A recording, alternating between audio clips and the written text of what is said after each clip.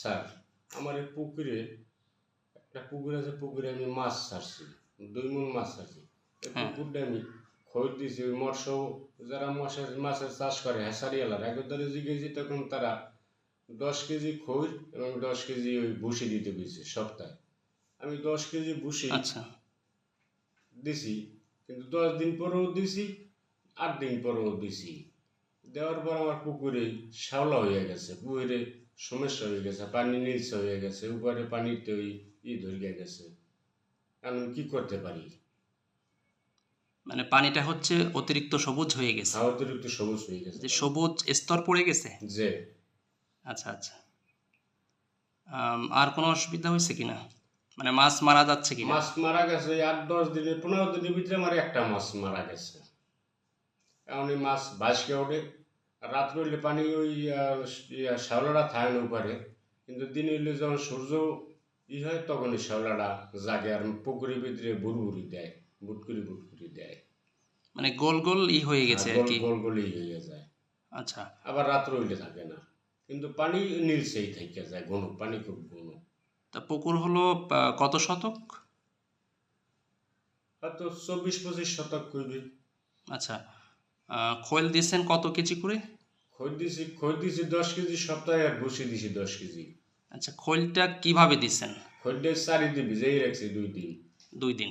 খৈরের চারিতে ভুসি আর খৈর 2 দিন ভিজাই রাখছি, 2 দিন ভিজানোর পরে আমি দিছি।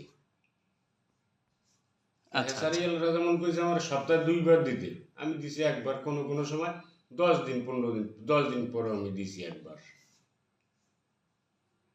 আচ্ছা আচ্ছা। এই যে এই পানির আমার এই অবস্থা, মাছ আমি ভাসকে ওঠে।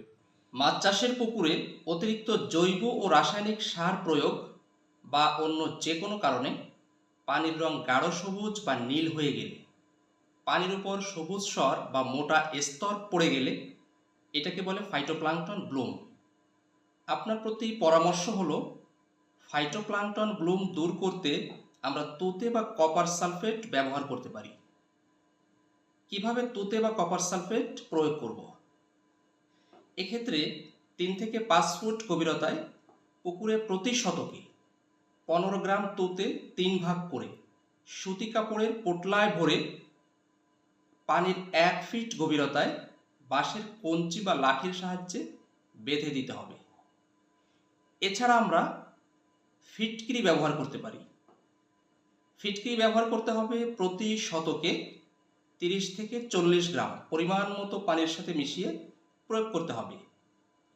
এগুলো প্রয়োগে যদি ফাইটোপ্লাঙ্কটন ক্রাশ করে ক্ষতিকর গ্যাস সৃষ্টি হয় বা দ্রবীভূত অক্সিজেন সংকট তৈরি হয়, সেক্ষেত্রে জিওলাইট ব্যবহার করতে পারি প্রতি শতকে 100 গ্রাম হারে, এবং ইউকা সিডিজেরা গাছের নির্যাস এটা ব্যবহার করতে পারি প্রতি শতকে 5 থেকে 6 মিলি হারে।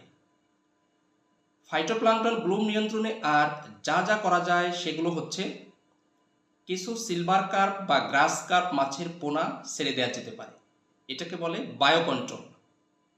এছাড়া পুকুরের পানি পরিবর্তন করে দিতে হবে, অন্তত পক্ষে 20 থেকে 30% পানি পরিবর্তন করে দিলে ভালো হয়।